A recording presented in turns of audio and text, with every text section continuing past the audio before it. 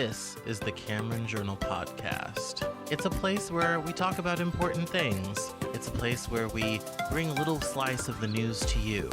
It's a place where we do important things, have important conversations. It's also things that I like to talk about. My name is Cameron Cowan, and this is the Cameron Journal Podcast.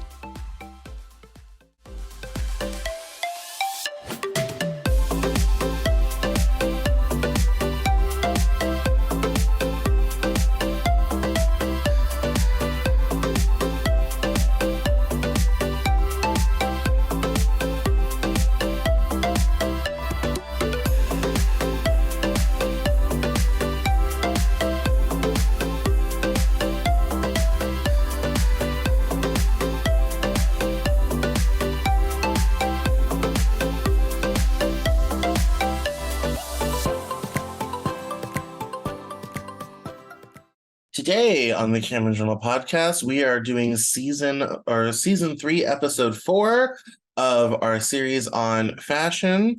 If you have not listened to the whole series, you should go back to the beginning because we are discussing fashion from soup to nuts, from thread and needle to the final product all the way through. And today we're going to talk about specifically about what is fashion and what is style.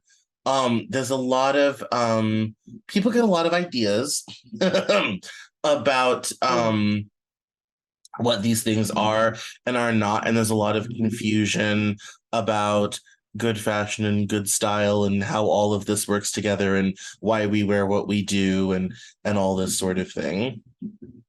And so we're going to dive into that topic today, but I would encourage you to go listen to the other episodes. They're quite interesting. And I'm joined again by my friend Brady, who we're going to be talking all things fashion and style and go from there. So welcome back, Brady. Here we go again. No, of course. Well, I know we're more than halfway there. All right, we got this. I know we're going on a little journey. So I wanted to start out by sort of thinking about the idea of being fashionable. People think it's very modern, but it really isn't. The ancients were very into their appearance. In fact, the word we get narcissistic from comes from the Greek god Narcissus, who is best known for falling in love with his own appearance in reflective water. The Greeks spent a lot of time carving statues, and it wasn't for fun.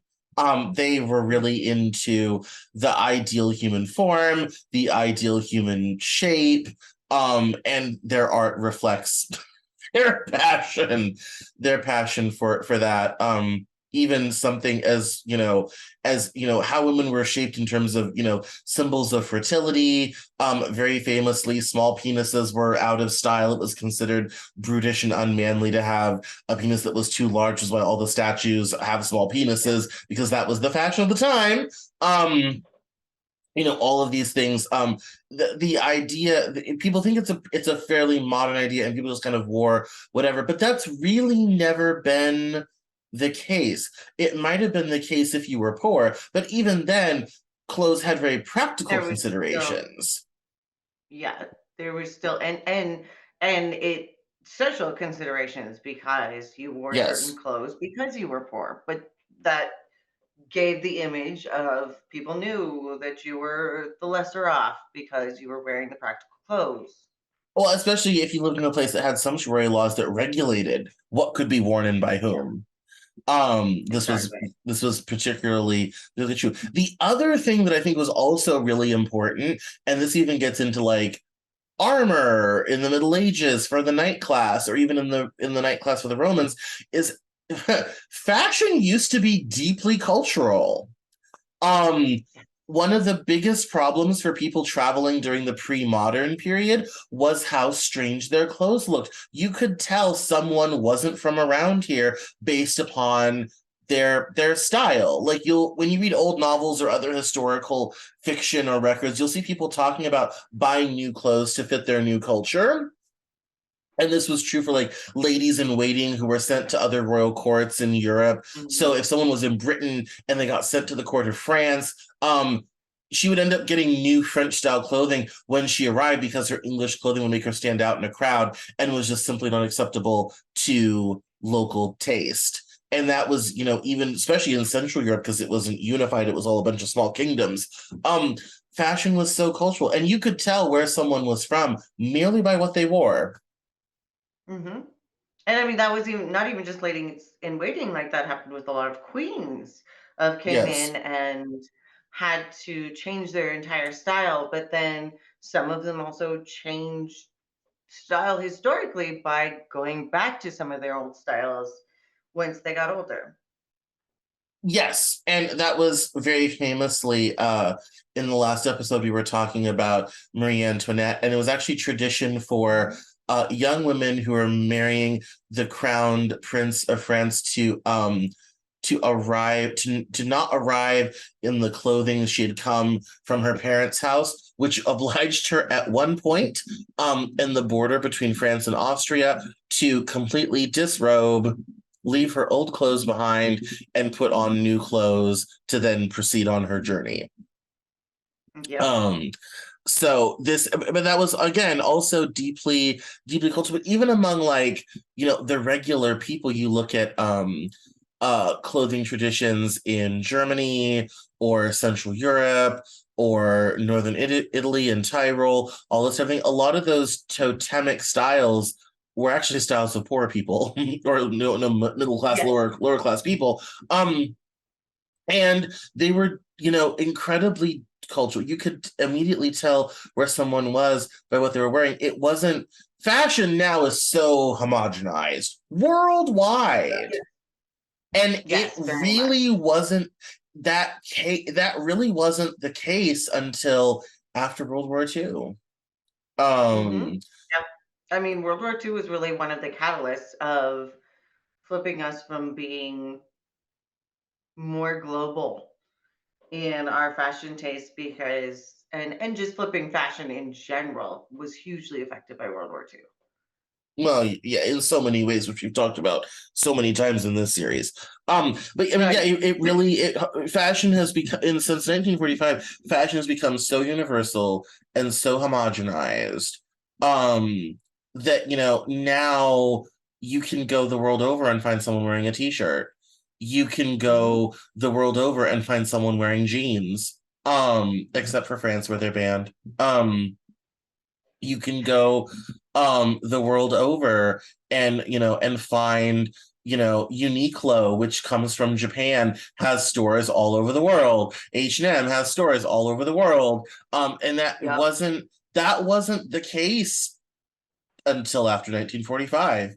That sort of No. globalization of fashion was not the case. If you came from China or Japan and got on a boat and landed in America, everyone immediately knew where you came from because you were wearing the wrong clothes. Hmm. Exactly.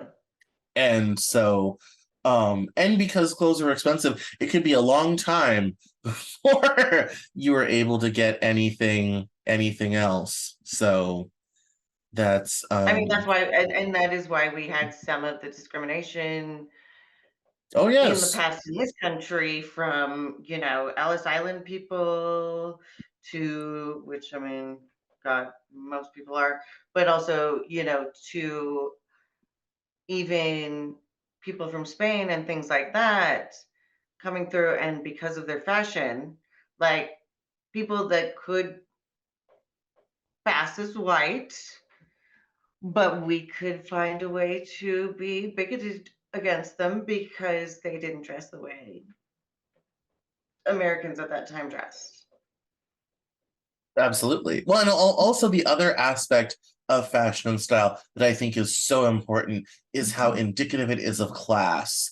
And that's still true today. That's one that Yes, that has is 100% endured, is true fashion today. as indicative of class. That has endured to the very present moment.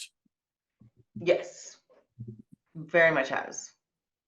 And so in that way, that whole idea of being able to tell someone and the culture they come from right away from their clothing, it hasn't necessarily gone away, it's just changed so that even in a globally homogenized fashion environment, we don't judge you. It's not a matter of where you're from. We judge you by how expensive it was that you paid, how much you paid for it. Yeah, it's a different sort of culture that we judge you for. Yes. And so that, that is, and I think that when it comes to, that sort of style, when you change, I think one of the hardest things for people if they change social classes is the changing standards of style. You find that a lot in like people from working class backgrounds that get into the professions or into academia. Yeah. I remember when I was in college, I had this professor who was the first in her family to ever go to college. And I didn't realize how true this was until it happened to me. And she talked about how unrelatable she became to the rest of her family.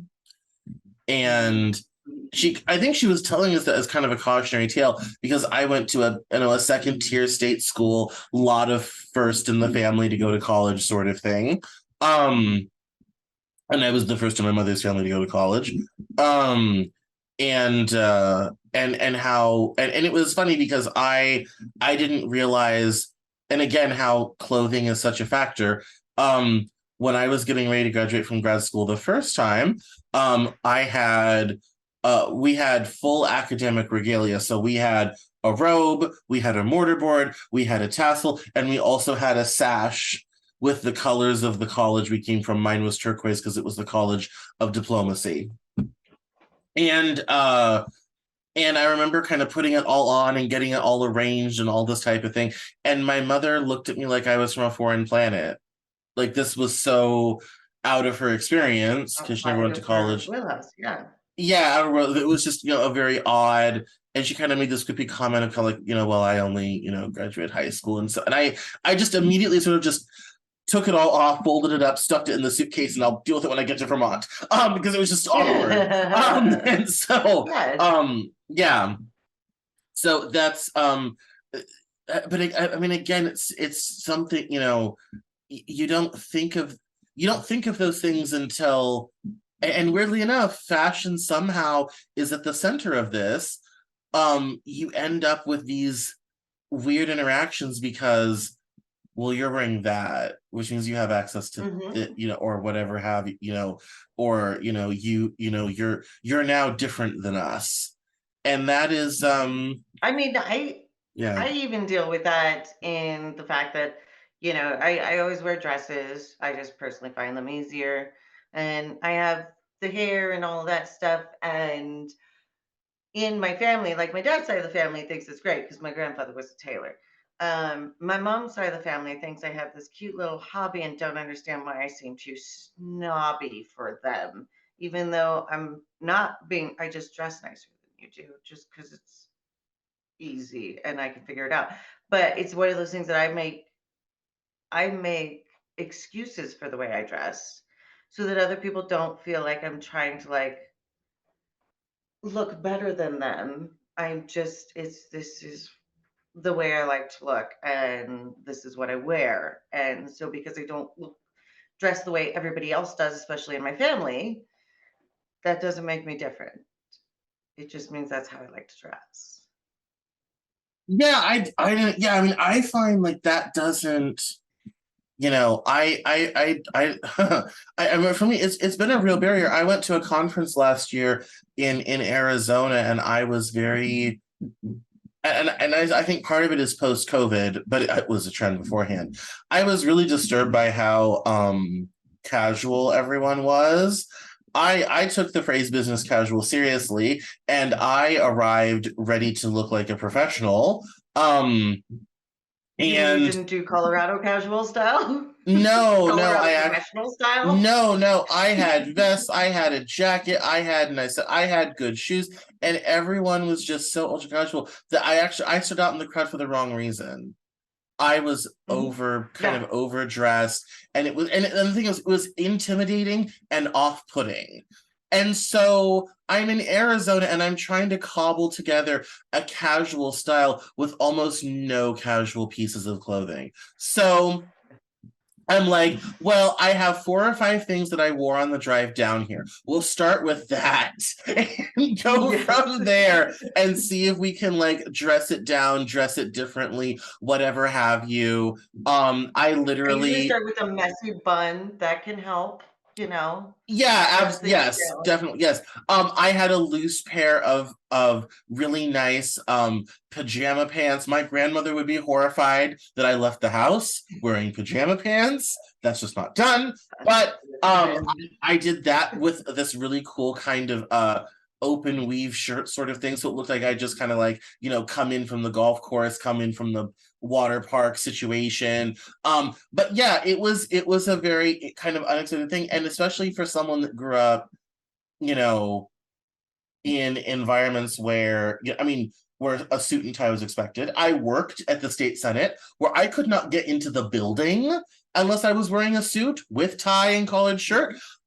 I still sometimes find myself overdressing for stuff because I grew up in a world where you dressed like like legit dressed like that was a thing, you know. And It's I mean, that may just be a me thing too, and my brain, but I always would prefer to be overdressed than underdressed. That would be embarrassing if we were I underdressed. don't I don't mind being overdressed. What I mind is how people treat me when that People happens. react to you when you are overdressed, which is definitely a thing. And that's Yes. something I deal with a lot, obviously, because Right. I wear dresses every day. Um, but it is a different thing of the way people Although deal when with we you when worked in you nightlife, that kind of became our thing. We were those people. oh, Like you were when we overdressed like for everything. yes, like we it kind of became part of our it kind of became our thing. We were perpetually Mhm. overdressed for stuff. And that was Yes. just kind of how we rolled. Like That was our branding. Like, it that's what made was. us noticeable. That's how we won Best But Upscale see, that's Boutique. First one year of we those were open, things. just saying. Like Mhm. But that's also one of those things. It shows the power of fashion is that that was literally part of the branding, not only for the boutique, but also for the magazines and stuff like that, was the yeah. fact that when we showed up, we were dressed well. And that was a branding thing. You can also show up and all be dressed in a different style than we necessarily had, but pulling it off well, and that it can be a branding tool.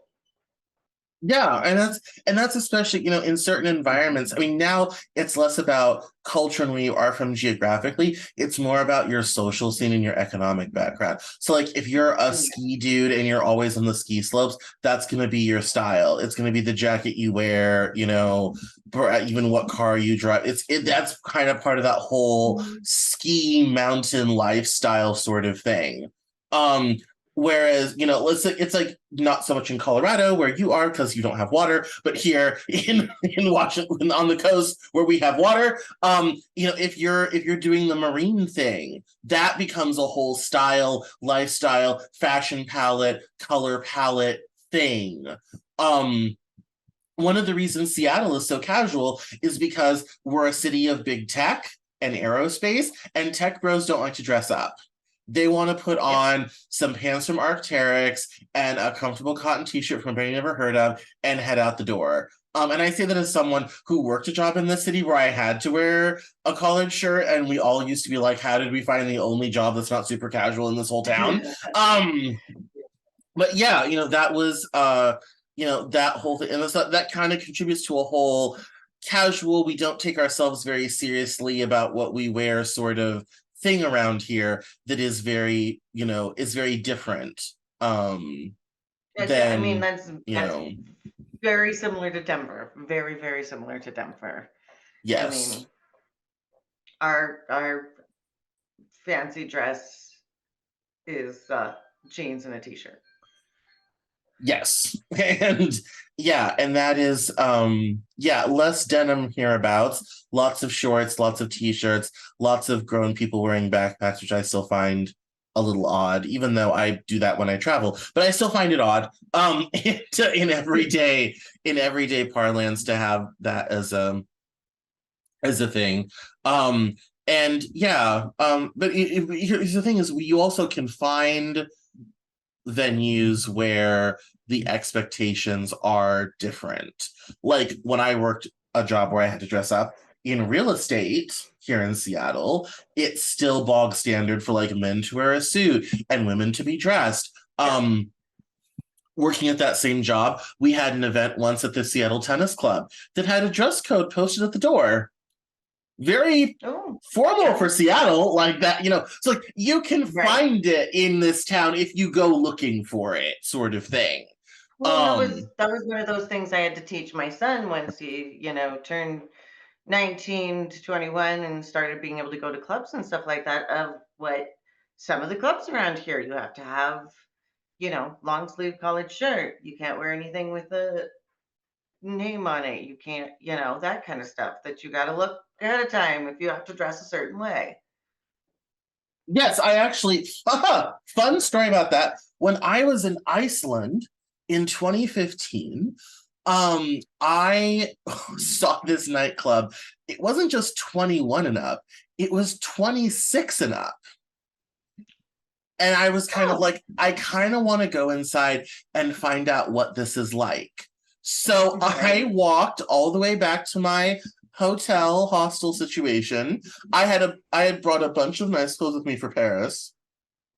So I changed into this cool aqua swing jacket and some slacks and some cool shoes, and I schlepped back out there. And I'm kind of like, well, let's see if we can get in. Let's see if this outfit passes muster. Yeah. And it did. And I got in, and it was super cool, and it was very chill and very conversational and very nice. And I'll have to say, it was nice to not be with the under 25s. It was kind of nice. I could see Yeah, that. it was definitely for the grown folks, and that was great. And so but yeah, and they had a very specific dress code, as well, in terms of what you were, to wear and all this type of thing. And I think now, interestingly enough, because society has gotten so casual,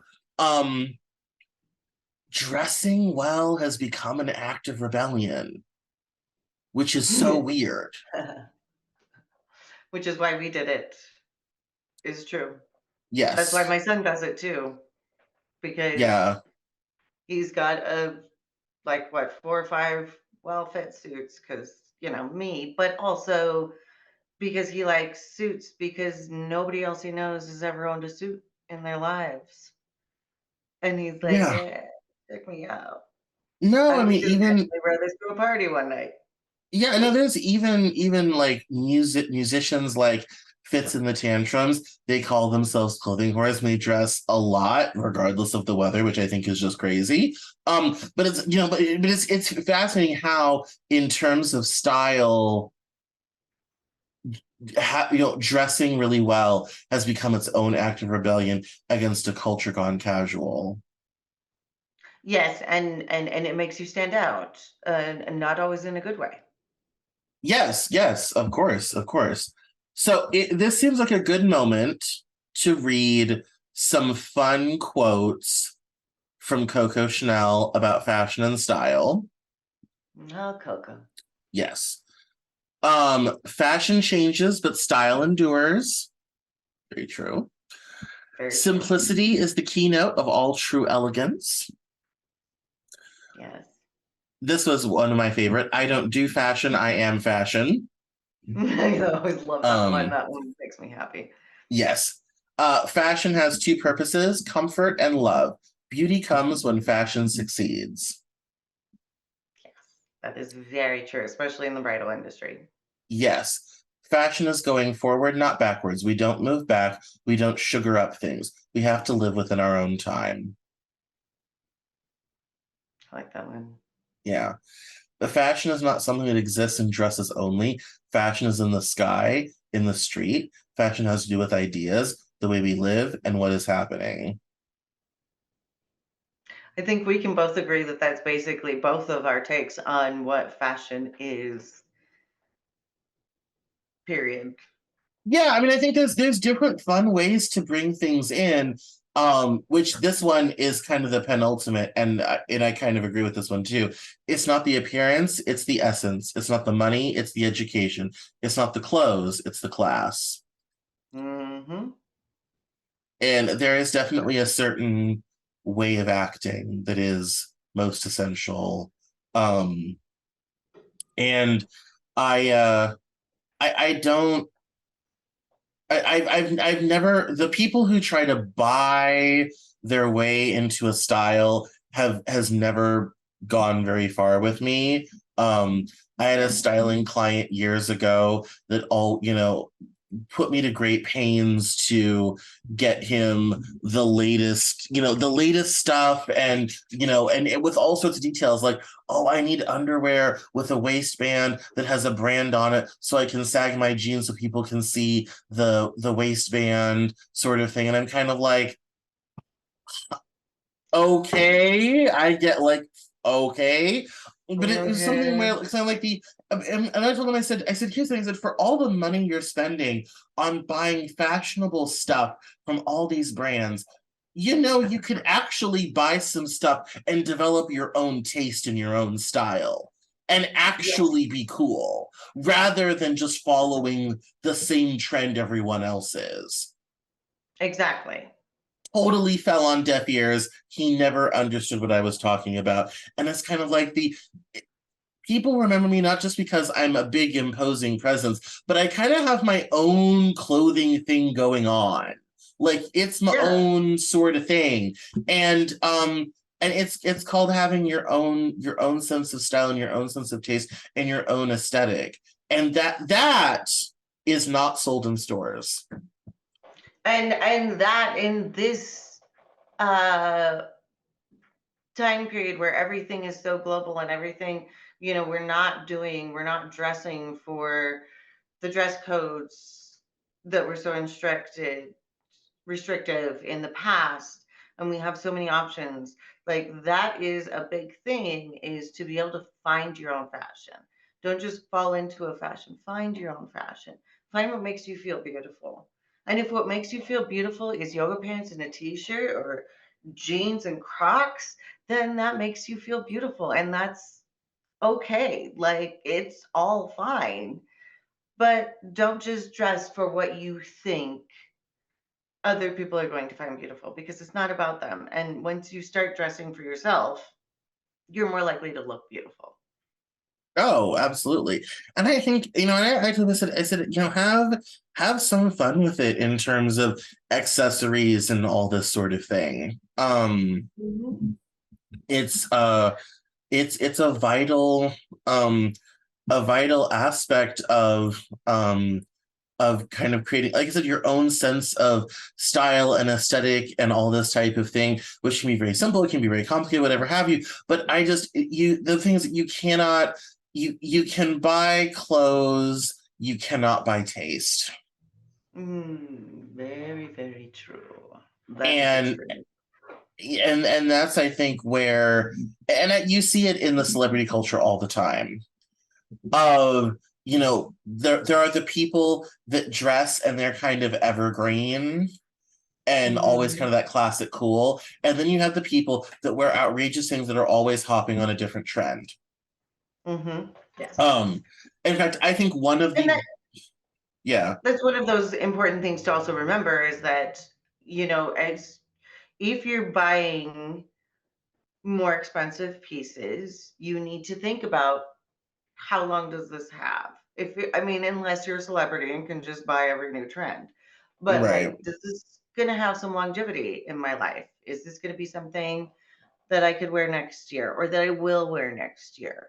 So you have to think about the fact that, I mean, unless it's just one specific outfit for one specific special event, you should think about the fact that, like, so what's gonna be staple pieces that I can just wear forever until it falls apart just because I can. No, of course. And I think that's also not very practical, but I think it's also like chasing trends forever. One of the things that I think and Lady Gaga has done it, Billie Eilish has done it, a couple others have done it, is you have these pop stars that will come along and they will wear crazy, outrageous things that make no sense whatsoever and seem truly deranged. And then someone at some point tells them, if you want to have a career in the next 10 years, you have to start dressing like a normal person. Nicki Minaj was the same situation. When she came on the scene, she was very inspired by Japanese Harajuku culture, which is fur and boots and coats and hats and insane colors, insane accessories. And someone told all three of them, if you want to have any sort of longevity in this industry, you have to start dressing like a normal person. Because no one's going to take you seriously if you keep trying to do relatable. This. Although I do have to say, I absolutely love all of their ridiculous points to. Oh, I miss crazy Lady Gaga. I miss showing up to an award show in an egg carried by men. I miss the meat dress, the lace on the all this. Like, it's like finally someone's doing something because before the fashion. Yeah, well, and the style of pop stars in the late 90s, early 2000s was dead common, let's face it. And honestly available in stores. If you want to look like the Backstreet Boys or NSYNC, just head down to Hollister. They've got it on sale by the rackful. Got it like they literally are selling. Exactly. Whereas Lady Gaga comes along and she's kind of like, I'm going to show up in an egg and wear a meat dress is kind of like, finally, something different. Something interesting. Thank God. Yeah. Like, you know. But also, I do agree. It is one of those things that you do have to fit in to a certain extent in that culture, especially because you are so seen and you are so looked at. So you do have to kind of fit the mold a bit, but still be yourself. Yes. Well, and that's where I think it's important to develop taste. That's what will sustain you over a long period of time. We kind of skipped over it, but I want to jump back to, we have a note about European colonization. And two things. One is that fashion and style became more democratic with the rise of the merchant and trading classes. And the second thing, fashion helped settle the New World. Europeans craved fur, which was in plentiful supply in the Novus Mundo, and fur trappers explored the interior parts of North America, trapping animals for their fur. Fur was impossibly plentiful because the animals were so available in a way they hadn't been in Europe in centuries by the 17th century.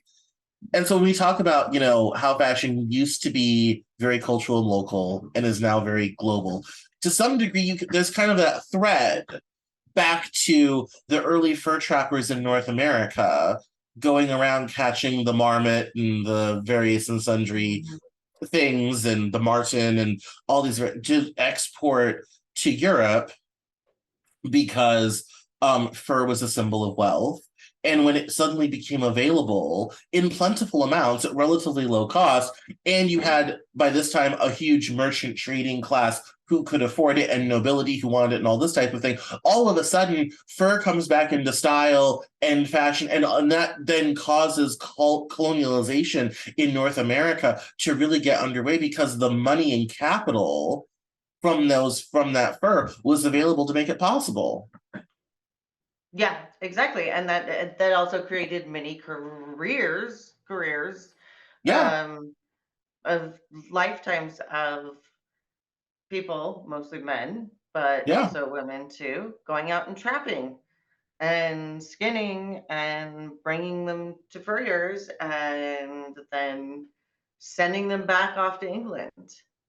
Yeah, and that was in Canada. The Hudson Bay Company, which is now a popular department store, began its life in the 18th century as a purveyor of fine furs from Canada. Mm-hmm. Yeah, and that was, you know, it created a lot of economic power throughout. It was a big business. It was, well, same thing in this country. What drove the buffalo extinct was the popularity of buffalo robes in the East. And so they would go out and they would kill buffalo by the thousands just for the skin, wouldn't use the rest of it, of course. Although, which is dumb, the meat's delicious. And The for the indigenous skins, people have been doing that for years, but doing it in a respectful way and actually eating it. yes, exactly. But all because buffalo robes had become fashionable and everyone had to have one. And so Mhm. and that fashion trend literally drove the American buffalo to the brink of extinction. Which Yes. is just insane, you know. Yeah. Yes. Um and even now to this day you have farms where they do fur and all this type of thing, but even now in the more rural, really rural parts of Canada and some of the, the bush of Alaska, you have people who still trap the old-fashioned way and Yeah. go out, and trap lines in Alaska are still a big business. You have to buy them for thousands of dollars to get an Yeah. area where you're allowed to trap and sell fur and all this type of thing. And for a lot of the bush people, that's their only money income for the year, is from Yeah. fur that is still sold to be used in various and sundry applications. Actually, so funny story. Back when my grandmother was in her 20s and 30s, so around the 50s, all of my grandfather's family owned farms out in uh, eastern Colorado. And my aunts, my great aunts, uh, realized that everybody could afford these beautiful mink, like colored coats and beautiful mink stoles. And they couldn't really afford those as being little poor, country folk. But they kill a lot of coyotes out of here so they can stay away from the cows. And so my great aunts and my grandmother got together and decided to take some of those coyotes that they were killing to get away from the cows and skin them and take the fur and add it to several jackets and make a couple stoles out of it that are absolutely stunningly gorgeous. I don't agree with killing animals, but I will definitely wear those. And so I still have some of those today.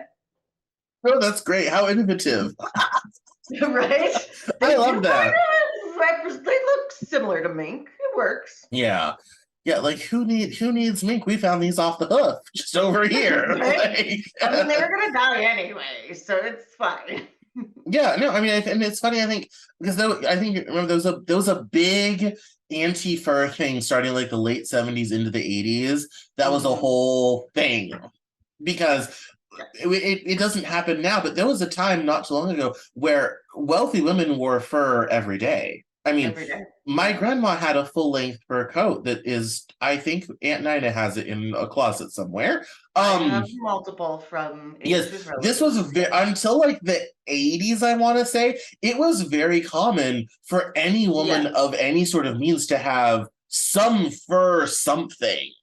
Mhm. And even though PETA and animal rights activists have really kind of driven that out of style to where now, especially among young people, you don't really see fur as a thing anymore. Yeah. At one time that was a whole thing, and it was something that was most And it was a essential that status symbol, yes, it especially like in was the 50s and absolutely. 60s. It was very much a status symbol. Yeah, but even today, there are still places where it's popular. In fact, one of the problems they had during COVID is that COVID transfers from humans to animals. And in Denmark, they had to liquidate an entire mink farm, not just a cage, the whole farm, because all the little minks got COVID. It was Which I quite know tragic. it sounds quite sad, but at the same time, they're going to get killed for their fur either way. So I'm not a big fan of the fur trade. When it was done as trapping things in the wild, it is what it is. Like, that's not too bad to me. You got to live your life. We kill things often, but raising them to kill them for their fur can is a little disturbing to me. But also, I'm not so far as like I think alpaca and stuff like that is fine because they need to be shaved anyways. Yeah, no, well, yes, I mean the natural fibers and everything. We've had that conversation, but Yes. yes, no, but it's still. I had kind of forgotten how fur was still very much a big business, to Yeah, it this really day. was. Hmm. But but all of this to say, um, if you think fashion and style doesn't move the world and move markets, have an outsized effect on every aspect of our lives, literally European colonization would not have happened the way it happened without the capital that was generated from the fur trade. Yep. The earliest explorers into the most deep interior part. Yeah, the first European explorers into the deepest interior parts of this continent were fur trappers looking for fur because it was such a big business. And that has, you know, a huge effect on world history, how, you know, why people live where they live, where they are. I mean, it's even among the native tribes, the uses of animal furs and skins for clothing, for shelter, to indicate cultural status, even in their relatively unadvanced Bronze Age civilization, was 110% a thing, you know. Even in the more warmer climes, you have people would paint themselves or scar themselves to indicate these things when wearing clothes was too hot. And so I mean, it's like this is it fashion style seems so very trite, but the reality is it has an outsized effect on our lives that I think a lot of people don't understand or appreciate.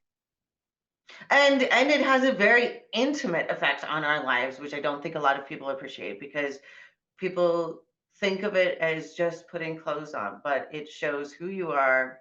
It shows what you think about. It shows what you chose to buy. And then it also shows, not shows, but it also is one of those things that's what makes you comfortable. Is what makes you feel safe. That's what makes you feel in your own skin, because we wear our clothes as our skin because it's illegal to be naked. So, you know, it's a very, very important part of who we are as a culture, as an individual, especially these days. It's even more individualistic because it's not so culturally based. Um, it shows it is part of who you are. Mm-hmm. Absolutely. And I think that's an excellent place to end. This has been fun. This has been really fun. Yes. So this is episode 4 of our series on fashion. There's 2 more episodes to come. So we're getting to the back half of the series now. So you still have time to catch up before episode 5 comes out. If you want to catch up with me online, it's at Cameron Cowan on Twitter and Instagram, facebook.com/Cameron L. Cowan, as well as Pinterest, where I have lots of fashion stuff pinned if you want to go check that out for different book projects and whatnot. And we will see you next time on the Cameron Journal podcast. Bye-bye.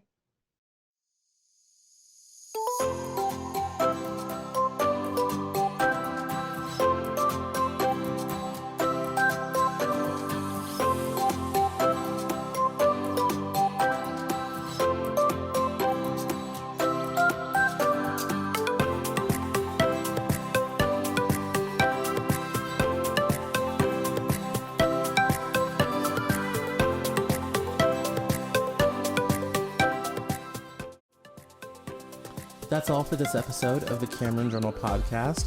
Thank you so much for listening. Visit us online at CameronJournal.com.